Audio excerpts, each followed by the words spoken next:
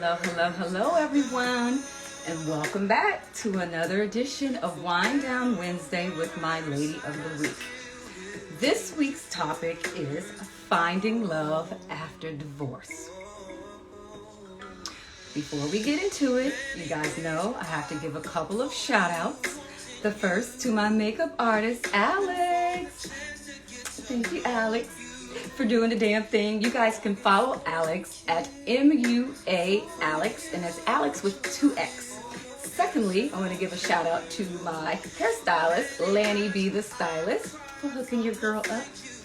Thank you so much. You guys can follow her Instagram handle at Lanny B as in Bravo, the Stylist. Check her out. And let's see who we have coming on in here. Hey, Elijah. Okay, sweetie, this one's not for you tonight. This is some grown folk talk. So you may want to talk to your mom and ask her if it's okay. But I'm telling you, it's not. So I will see you next week, my dear. Let's see who else has joined us. Hi, Sheila. Let's see who else. Hi, Alex. Hi, Mom. Ooh, you guys are coming into the wine room. Oh, guys, look, I have a new t-shirt. This says, being a lady never goes out of style. It's my motto. You guys can find it on the website. And I also have a cute new bracelet. It's an inspirational bracelet. On one side, it says inspire. On the other side, it says believe. So, as you're going throughout your day, you need a little inspiration. It'll be right on your arm. And this is by C&D Beating. So it's Hey Lady by C&D Beating. All right, guys, we're going to get this started. You guys know the drill. Before we do, let's toast and raise our glasses as we get Miss Camille Garrett, our Lady of the Week, to come on into the wine room. So, clink, clink, clink, clink. All right, let's see if she's on here, guys. Oh, look at all you guys coming on in here. Come on in. Let's see. All right, Camille, where are you? Let's see. I see that you joined. I'm going to send a request for you. And let's see.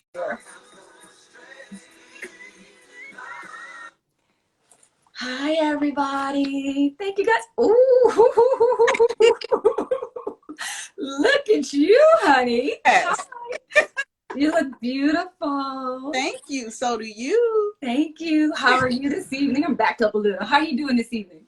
I'm doing great. Great. Yeah. Okay, well. I'm home for my interview. Oh, what interview? Oh, you said you're home for your interview. Say that again. My conversation. Oh, your conversation. Yes. No, I was thinking you said interview like elsewhere. I was like, what? Oh, you had some other people I'm good. coming to your office? Okay, so before we get started, we always have to raise our glass and toast. Cling, cling, cling, cling. And we'll see. All right, Miss Camille. So why don't you tell everyone who you are and where you're from? Good evening, everyone. I am Camille Garrett, and I am from Chicago, Illinois. I am a State Farm agent here in Chicago, and one of my things that I get very involved in is a lot of community service work. Yes, yeah, Camille, you do a lot of community service work. Well, first, let me say thank you so much, Camille, for indulging me this evening in this conversation, this intimate conversation. I definitely wanted to, like I said, say thank you for that. And so we're just going to go ahead and dive right into it. Okay. All right, Camille. For having me. Thank you. Yes, you're welcome. As I said earlier, the topic of this Wind Down Wednesday is finding love after divorce. So, Miss Camille, if you could, in one word, what does divorce mean to you? To me, I would say it means completion. Okay.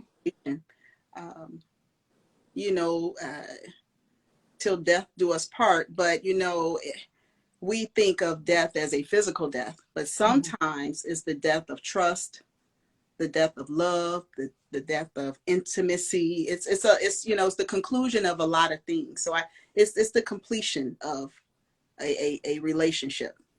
I like how you put that, because we don't often think of that in those terms, and that is true.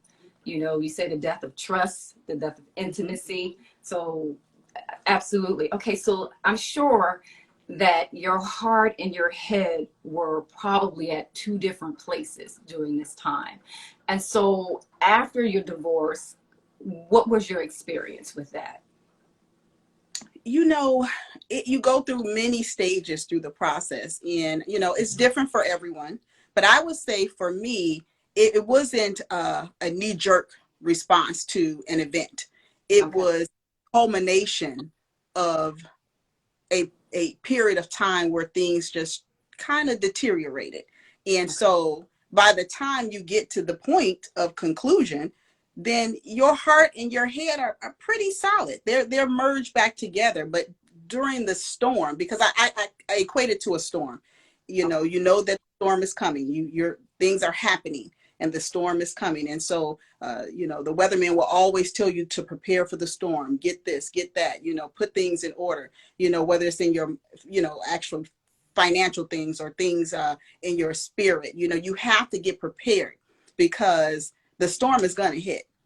Right. Oh, it's going to hit. It hits hard. And the aftermath of it all is where you put in the most work. You put in the most work at the end. And so for me, and like I say, it's different from lady to lady, man to man. But by the time it's all said and done, I think that your head and your heart kind of come back together again. Okay, so you mentioned earlier it being like a death. And with Mm-hmm. a death, most people go through a grieving period. Did you experience that afterwards? And then if so, how did you get through that period, Camille? You know, I would have to say I didn't. Okay. I did. Okay. I didn't because for me, the grieving process was being in it. It was Oh. being in it. And so when it's done, but let me correct myself. I would say at the actual signing of the document, Mm-hmm. I had a period where I cried uncontrollably for maybe 5 minutes. Mm-hmm. Because for me, my relationship was 31 years. It was a Right. relationship. So it was the majority of my life. It was pretty much all that I knew. And so where do I go from here type of mentality. But Mm-hmm. it's a short-lived period. You cannot stay in that space. You Right. cannot stay in that space because you'll get consumed in it all over again. And Mm. so, for me, outside of that 5 minutes, I was pretty good. Well, I think to your point, you said because it took a while for you to get there. So this wasn't something immediate. It wasn't like you didn't know it was coming. So you Right. were shocked by it. You went through some hurdles, if you Mhm. will, before Absolutely. you got to this point. So by the time it happened, it was probably more of a relief for you, would you say? Absolutely. Because so many things are on pause. Mm-hmm. There are so many things that you want to move forward in, but you can't. Mm-hmm. You want to change this, but you can't. You want Mm-hmm. to do so many things, but everything is tied into that finalization of Right. relationship. It's so many layers to it. And so I would say that everyone is different. The length of time that you've been with someone, whether there are children involved, and it just goes on and on and on. But for me, I am not quick to move. I'm Mm-hmm. not quick to move. So I am a thinker. Mm-hmm. And I was very clear, but at this stage, what was best for me. Okay, so you mentioned children that are involved. And I know that you have two beautiful children, Sydney and Cedric, or AKA Baby Doll and Sunshine, as you like to call them. So, and obviously they're older, so they're adults when this is happening. Was there a conversation that you had to have with them? Because I know they were concerned about their mom. So tell me about that conversation.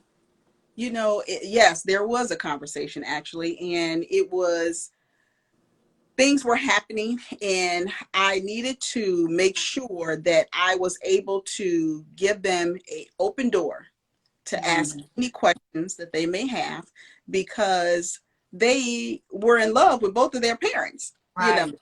So they should not at any age be caught in the middle of what their parents are going through. And so there was a period of time where I felt like things were being um, conceived, you know, innuendos and things were being thrown out there. And I said, no, let me just gather them together. We actually sat down in the family room. I shared with them some things that they didn't know. And I said, you know, if you have any questions, ask me any questions. Mm-hmm. They didn't have too many at that time. Right, right. But they were on the whole journey. They were on the entire journey. So they were privy to a lot of things. You know, we didn't expose them to, you know, every single underlying thing, even to this day. But, you know, I think it's necessary to let children know when they are of an age where they can understand. Thank you. Say that again, when they're of age. Oh, absolutely. And my children were in their early 20s. Right. You know, right. and that you have to be mindful of the decisions that you make in a marriage. Sometimes you have to sacrifice yourself so that your children can be okay. So if they're not mature enough, you know, you have to think about the decisions that you make. But again, every situation is unique in and of itself. So, you know, I think actually after all is said and done. Uh-oh, you went out for a second. Say that again, Camille. It's okay. Say that again. You said after all is said and done. Yeah, after all is said and done, I said my children are in a better position because they are free of any tug of war, per se. If it's just emotional, we weren't pulling them here or there, but they have a whole one household to go to and get loved on. They have another one to go to and get loved on, and you know, they're fine. They're adults. I'm a grandma now, so. Right. No, I think to your point that it's so important that the adults in the situation don't involve the children in the situation, because you see that happening often. You see the manipulation, you know, dad is saying one thing, mom is saying another, and the children are being pulled. But not only that, you know, sometimes children know how to play both sides as well, right? So you definitely have to make a conscious effort not to involve them until, like you said, they are of age to where they can understand what's going on or have some type of clarity. So after this, what did you do, Camille, to kind of get yourself back up, you know, to empower yourself after? Because, you know, for some people, they look at divorce as a failure, you know, and they kind of get stuck in that, you know, I wish I could, I should have, or they just feel like they failed at something. So after this is over, you get the paperwork, it's a done deal. Now, where are you? What do you do to get yourself moving forward? And, you know, for me, the funny part about it, the next day I was on a flight out of town. Wasn't really that way, but it happened, you know. And so I guess it was just divinely put in that order, but it allowed me to just be away from the location because we were still in the same space. But upon my return, what I did was I did a facelift to my house. So I like that. Like it was a new place to live. I rearranged furniture, new flooring, you know, just decorated it differently. I'm in my she shed right now. So the game room. Right. So do what it is that's necessary that will bring you peace and that will bring you joy and bring that harmony back. You know, your life has to have a certain rhythm. Right. And if your rhythm is off, you know, you're stumbling, you know, it's like you're dancing and you're stepping on someone's toes. And so for me, I experienced peace, and I never even knew this until it happened for the first time really in my life. Wow. Yeah. You know, and I didn't know it because, you know, I was so used to a certain rhythm, but until I led the dance, then I felt a different rhythm. And so for me, it was just a life-changing, it is clarity in your mind. It just changes how you move forward in life. Are you guys writing this stuff down? Are you taking notes? Because she is dropping some gems. You said you basically redid your house over. You needed to get a new rhythm, you know, going. So, you know, it's really funny, Camille, because a lot of people learn how to operate in dysfunction. And they don't even know that they're in dysfunction. Yes. Yes. Right. And Because it's been, until, and until you're out of it and you kind of get your headspace clear, you're like, ooh, you didn't even realize it, you know? And so I think that is important that you said, you did some things over, you started to get your own rhythm back. And one thing you just said, you started to lead your own dance. Ooh, I like that. And honey, I've been up ever since. You said you've been dancing ever since? Okay, so let's talk about that real quick. So they say that the juiciest time, now I don't know about this, after a divorce, that's kind of the juiciest time after the divorce, if you're open to it. Is that what they say? I don't know. I just heard somewhere. I'm asking for a friend. Juicy. I guess you can say it's juicy. For me, it wasn't that juicy. I mean, I'm not, what I learned about myself is that I am not a person who, my daughter had to help me with clarifying the definition of dating versus going on dates. Okay, so clarify that for me. Clarify what she... Okay, well, let me tell you what she said. Now, because I told her, well, I'm not a dater. And she said, well, are you meaning dating? Like you're just going on dates with one particular individual versus going on multiple dates with different people. And I said, well, if that's the definition, I'm not a person to date. I did have an episode and after my divorce, and I realized that I am not an individual who I will not date multiple people at the same time. Right. So, I had never been in that space before. So now I'm here, I'm learning some things. But one thing I can say is that I don't know how juicy it would be, because at this stage, for me, I am clear on who I am. I'm clear on what I like, what I dislike, what I need, and what I don't need. And if it doesn't fit into that realm, I'm out of here. Right. So I have, enough control and, gumption to make those decisions for myself. I'm not going to stay in any situation that is unhealthy or I'm not helping them. They're not helping me. So I don't know how juicy it is. I guess I got in a juicy situation and I stayed there. Right. I love it. So what's funny to me is that I remember visiting you. This had to be in June of 2019, and we went to dinner. And by the way, thank you for the lovely meal. It was wonderful. And we were talking. So was that as you were going through the divorce, or was that after? That was after. That was after. Okay, yes. And I remember talking, and at that juncture, you were not necessarily open to dating anyone. So what changed for you? I have never, I've been married my, majority of my life. And so that whole process of, getting into a relationship right out of a relationship, I wasn't interested in that. I wanted to be by myself and get myself together and just love on me just a little bit, And so I just it wasn't anything that I was going to pursue. And even if it was years down the line, I'm still not a person to pursue someone, because I just believe that is the gentleman's job to do. And, because I just feel like if you're a lady, that's what happens. So now, that's just right.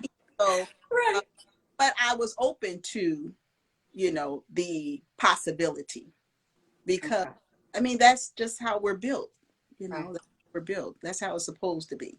Right. So something you said about taking time after the relationship and loving on yourself, and I find that there are a lot of people, because for some who are used to being in a relationship and they like that bond, they seek it, right? Yeah. And so they don't give themselves enough time to heal. So was there a conscious effort to do that? And was it a particular time in which you said, you know what, maybe after 6 months, I'll be open to it, maybe after a year? Or was it just when you felt that it was time? You know, I didn't even think about it. I didn't put a timetable on it. I just decided to do some of the things that I wanted to do. I was doing a lot of what I wanted to do anyway. So Right. I just put more time into that, just more time of resting, just doing Mm. nothing. You know, I didn't Mm. have to fill those spaces that were empty. And I didn't go seeking out any additional things to fill the void, because there wasn't a void. I'm finally able to breathe, you know, and just be okay, just watching TV, or, you know, just sitting around talking to my daughter, or doing a community service activity. You know, so, but I was always open, because I'm a person who likes a relationship. You know, Right. Yeah. you know, I like relationships with my girlfriends and, you know, my family. So I was open to the possibility. And it's so funny because it all happened in a COVID, you know, type situation, which is kind of, you know, All things. Right. you Right. know, Right. but I think it worked to my advantage. Yeah. Yeah, Yeah, because it probably slowed the process for you, right? it did. It did. And it allowed just for conversation. Mm. Conversation, you know, long, interesting, you know, peeling off those layers, just getting to know someone, you know, their past, what their dreams are. And so, you know, there was no physicality involved. It was all mental. And you know, that's what gets my goat. I'm a mental girl. So I appreciated the opportunity to spend Right. months, you know, just having conversations. Yeah, no. Yeah, no, I'm a dopamine person too. You gotta get in here, honey. You give me some long, good, stimulating conversation. Yes, Winning. yes. Okay, so there's a Google conducted a research, Mm-hmm. and in their research, they said that most people after divorce Google, "Will I find love again?" versus "Will I be married again?" Did you find yourself doing that, or which side of that are you on? Were you like, am I gonna find somebody, or just like you said, you just let it happen naturally? You know, I guess I wonder how many months or years after divorce that study was done. But I Right. think that's not what's on your mind. I would have to say though, of course, I thought I would find someone. I mean, yeah, I'm a cool, you know, I'm that chick. I So love it. that You better chick. let them know. So yeah, I always thought that I would, of course, Right. you know, Right. because I think that I'm a great person and I can bring a lot to a relationship. I am open and willing to learn from someone else. You know, I felt like I was a blank slate again. And so why not? I was new, you know, I was new, you know, had fresh eyes, new eyes, and I'm mature now. I mean, you know, when I got in my first relationship, I was 19 years old, and it lasted Wow. 19 to all Wow. years later. Right. Right. You do the You math. know, Right. you Right. know, many years, you know, and so I am a totally different person, you know, when I think about it. I mean, my heart is the same and my passions are the same and my gifts are the same, but I mean, geez, I'm not a 19-year-old girl anymore. Right. So Okay. yeah. So was there a vetting period by your girlfriends? Because I know you have some girlfriends, and so once you guys decided to move forward, and look, I found out because I saw the picture on Facebook, and I was like, "Oh Lord Jesus, what happened here?" I was like clapping, honey. I was so happy. I was like, "What? No, Camille!" Like I was so happy for you, Camille. So I'm wondering, did he have to go through the girlfriends? Because you got some girlfriends up in Chicago. I want to know what that was like. And you know, and one of the things I would have to say no, because we were Okay. quarantined. Right, right. So not really. And so no, and I'm kind of more on the private side when it comes to Okay. things, you know. And I was that was that was a change for me to be Yes, open on social yes, media like that. And yes. so that's part of that growth and something different. You have to be open to change and hope that you know, it doesn't deteriorate or get intertwined in your relationship. You want to keep your relationship, you know, safe. And so I would say no, I didn't have any girlfriends. Right, right. You know, I think a lot of people were kind of surprised because, you know, I don't think that many people knew that I had actually got divorced. Right. But no, Camille, you did. Look, when you posted that picture, honey, there was probably about 400 comments, and we were all coming for him like, look, you better treat her good. You got a good one. So no, the comments were there. It just, you know, maybe not phone conversations or anything Right. like that, but it's just a testament to who you are, you know, and the love that you give to everybody else, and all of us just wanting you to be happy, you know. And like I said, when you posted that, I was just like, I was over the moon. I really, really was over the moon. Well, I appreciate that, you know, and I am happy to be surrounded with love, you know, and that's what gets you through some of these tough times, you know, because divorce is not an easy process, you know. And you know, when people get married, there's a lot of love and fanfare, and when babies are born, there's a lot of love and fanfare, and even at death, you know, there's a beautiful ceremony. But you know, divorce kind of feels that way, but there's none of that, you know. It's kind of like a dirty word, you know, and don't get all of that around you. So I am happy that people are happy for me, and you know, I hope to continue on my you know, on this journey. You know, I'm enjoying it. I'm having a good time. And so, you know, and I'm just, you know, I'm giving the same in return that I'm receiving. So it's reciprocity, honey. Ain't nothing like it, right? Nothing yes. like it. So is there anything that you find yourself doing different now in this relationship than you did in the past? Oh yes. My communication skills are better. You know, I always looked at me, what could I do differently? And not that I did anything wrong or he did anything wrong, but you know, it was a growing process. And so I am very outspoken. And so I will say things quicker because I don't want it to go down and then all of a sudden now I'm, you know, at the end of my rope, and I never said anything from the beginning. So I would say my communication skills have improved. I would say also that I'm open. I'm open to viewing things differently. You know, you'll be surprised at how much someone can teach you about, and not just, you know, textbook things, but matters of the heart, and just being open to receiving that, because we don't have all the answers. Right. You We don't? Right. No. We don't have all the answers? Oh, man. You know, some people are so set in their position and they are immovable. And so just being a little bit more broad and just, you know, just kind of just toy with it. Think about it on the other side and see if that is something that's a non-negotiable. You know, not everything is a non-negotiable. So just being more open and, you know, communicating, I guess, more openly and quicker and freer. Yeah. Okay, so I have a few more questions before I let you go. So Camille, the majority of your life, you have been in a leadership position, right? You were in the military, leadership, being a State Farm agent, leadership. Do you find that you tend to take the lead in your relationships, or are you falling back and allowing someone else to take the lead?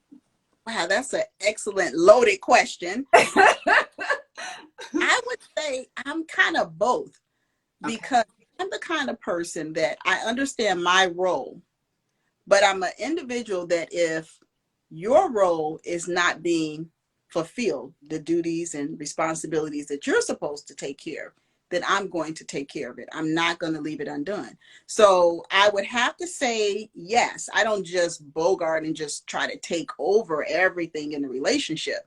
But I would say that in order for success to be had, for results to be gained, you know, you have to put in the work. And so just being neglectful or I don't want to say lazy, but you know, sometimes how you approach things matter.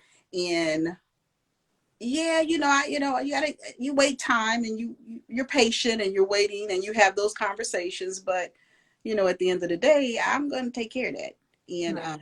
you know, some decisions need to be made. So I would say, yeah, I'm still. I mean, that's just my nature. Right. I'm an Aries girl. Oh, yeah. Okay. Yeah. That ram, honey. That ram. Right. No, I totally understand. Okay, Right. so there's a woman who is about to sign her divorce papers. Mm. What advice would you give her as she goes through this process? I would let her know that, and this is some advice my mother gave me. And, my mother passed before my divorce was final, but she, was still living during some of the storm. And she said that it's going to be okay. Your children will be okay, and you're going to be okay. And a lot of times when the noise is happening, there's so much going on, and you're just focused, razor focused on this thing, you can't see that. Right. And so I would encourage her to know that, you're going to be okay. I would also encourage her to take time for herself. Don't be in any hurry to be reconnected at that level again. Take your time. Take your time. Do some of the things that you wanted to do. Get to know yourself a little better. For me, my spirituality grew. Because you can accomplish a lot in quiet spaces, in peaceful environments. And you get so centered and your power just increases and you're just so assured. Your confidence builds up because, divorce can kind of play with your confidence a little bit. And so I would say just take some time for yourself. Before you get involved in another relationship, one of the things I would say is, there's a book, the 5 love languages. And I think that book is phenomenal. Yes. I am surprised that so many couples who have not read that book. Yes. You can think you're doing all the right things, but if you're not speaking my language, I don't hear you. I don't understand you. And you want to make sure that you're doing the same for your partner. So absolutely. I would suggest that if she hasn't read that book, read that book before you get involved in another relationship. And so, and just think of your next step as an opportunity to be brand new. Please, yes, create what you want your life to be. Don't settle. Don't have standards that are just unattainable. Get clarity on what it is that you want. If you don't want another relationship at that level, that's okay. Right. That's okay. Be clear on what you want, because if you step back out there and you're confused on who you are and what you want to do, you're going to fall into the same type of situation. Yeah. So I'm curious. You brought up the 5 love languages. I'm curious. What's your top 3, Camille? Ooh, well, the last time I took it, my number one was acts of service. Help me. Okay. Right. Shovel the snow, because we're mow the lawn. Yeah. Okay. Mow the lawn, so that's my number one. Nothing comes close to that one for me. Acts of service. My number 2 is words of affirmation. And I don't know what my third one is. I don't remember the third one because those are so high. Right. Those are top 2 on your list. What's yours? I'm physical touch. Oh, I'm very touchy-feely. I'm that girl. And quality time. So those are my top 2. Most people think it's gift giving, but that's like last on my list. So those are my top 2. Physical touch, quality time. Okay. And it's so funny because a lot of times the way you want to receive it is not how you give it. Absolutely. Now, the way to give it is gift giving. I love to give gifts. Right. Love. Right. But again, you have to be mindful if that's not what your partner's love language is. You have to do something different. Right. Right. So the last 2 questions, and I'll let you go. And I'm going to see if anybody in the audience has some questions, because there are a lot of people that are in here. So, you talk about your mom often, and so what is the best advice given to you by your mother? Oh, just to be real. Keep it 100. And that's why my tagline is the real deal Camille. My mother was a very authentic person. in everything about her. She just, you didn't have to guess. You didn't have to wonder. She was an open book, and she was true to herself. And her love was just phenomenal. And so I would probably say that's the best advice my mother. Just be you. Be you. Be Be your authentic. Yeah, I love that. And your favorite quote? Ooh, I have so many quotes I like, but I like "Don't major in minor things." Oh, That's been my favorite quote since. I like that. Hold on, let me write that down. You said don't major. I like that. It's so simple. Ooh, but It is. Ooh, don't major in minor things. I love that. Sometimes when you're ready to just pop off or get involved into something, and you just look at it, that's a minor thing. Don't make it such a big deal. Don't make minor things. Right. Don't sweat the small stuff. So, all right. So let me see who's in here. So we can say B. Blaney Nunn. Do you know who that is? Maybe. yes. It says, sounds like you're describing yourself. Oh, Miss Yvette is here. Yvette Register. She said quality time and words of affirmation are hers. I didn't know that, Yvette. Now I know. So when I come see you, I'll make sure I won't be on my phone. Let's see who else is in here. You have Cake Mix 67 said yes, affirmation. A lot of people have words of affirmation in here. We've got some acts of service. B. Blaney Nunn says big sis is the bomb. Yes, she is. And let me see. I Denise 23 says great advice, because I would say the same. Plan for you because you are the prize. Now that's a word. We'll take that. All right, let's see what else we have in here. A lot of people are in here that joined. So happy for you, Camille. Okay. All right. Well, Miss Camille, I again want to say thank you so much for letting me get all in your business. You have taken me out of my comfort zone. Yeah, see, that's doing something different though, right?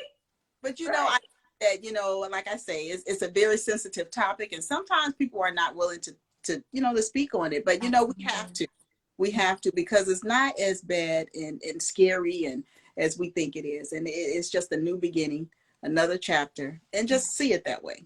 Yeah, and people need to see other people, that have gone through it and have gotten through it. Because sometimes people think that it's just them. They're all alone in this thing. So again, I just want to say thank you for being so open and transparent. And before we leave, we have to toast it out. Where's your drink? Gimme.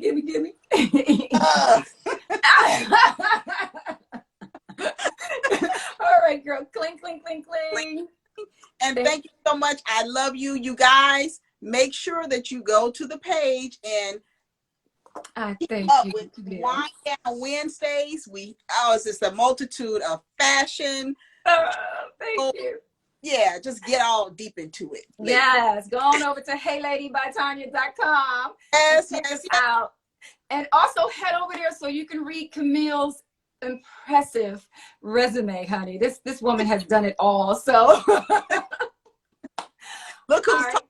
Well, I'm trying to catch up with you, Camille. I got a long ways to go, honey. I have a long ways to go, but I am grateful that I have someone like you to follow in your footsteps, honey, because you are a trailblazer. And I thank you so much. And I love you. And I'll be talking to you soon, okay? All right. I'll talk to you later. Bye. Bye. Wow, that was great. She is so phenomenal. I'm telling you guys, make sure you go over to my website at Hey Lady by Tanya, and it's TANIA.com, and read her bio. You guys are going to be like, wow, she has done it all. Like I said, she was in the military. She owns her own State Farm insurance agency. She's a Delta, which she didn't mention. And she's a mom of 2 and now a grandmom. And looking at her, you would never guess that she's somebody's grandmom. So again, guys, I want to say thank you so much for joining me for another edition of Wind Down Wednesday with my Lady of the Week, Camille Garrett. I hope to see you guys next week where I will be live from Tanzania. Yes, I'm going to Africa tomorrow, y'all, with my Lady of the Week, actress Johari Johnson. You guys can Google her and see who Johari Johnson is. And like I said, as always, remember, being a lady never goes out of style. I'll see you guys next Wednesday. Bye.